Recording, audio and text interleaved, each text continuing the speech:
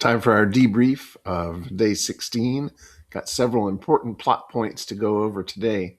One of the first is Jessica's dad talking about money with the news team. That seems to upset Jessica. It's a natural part of the story. It's important, but she's worried about how that'll play out at school because Cairo has taken a lot of heat from Jessica's dad about the money stuff, even though it's not really his call. It's not he's not in control of that. But she's concerned that it'll feel like an attack on her beloved coach. And of course, that ties into her college dreams. She had thought, first of all, she and Fiona would get running scholarships and go to college together. And now that's in danger thanks to her accident. And now there's not enough money. How's she going to go to college? So she feels that dream kind of slipping away. And this being a book called The Running Dream, dreams are really important. So we need to keep an eye on that and how that impacts her.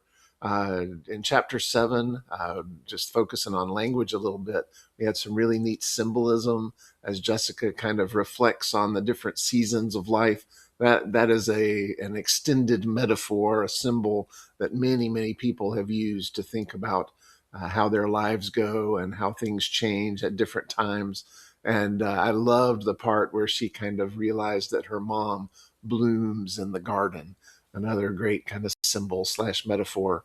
But hopefully there's something that you do, a place you have where you feel yourself and happy and just think, I have all I need around me. Hopefully that place is not digital or internet related.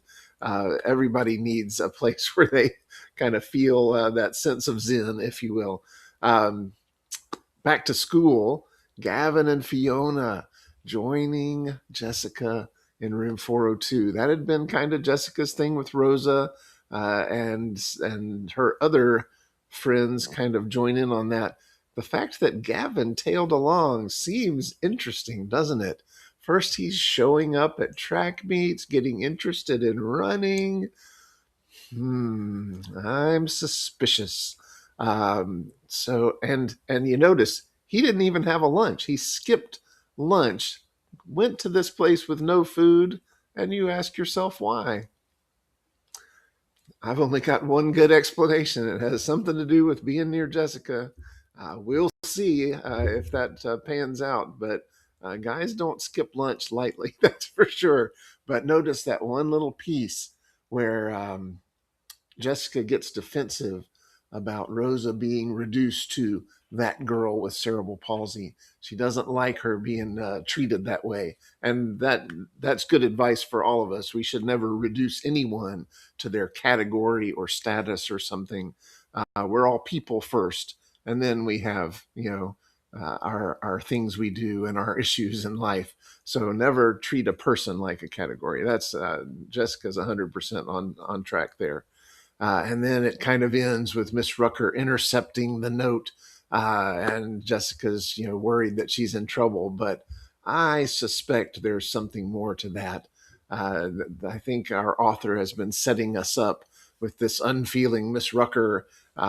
So I'm wondering if this will be a moment when she comes through with some humanity. We'll see. That's my prediction. Hopefully you have your own and you've thought about that. One quick note about the money stuff. I realize that you may know all of this, and that would be great. You can go ahead and skip to the next track.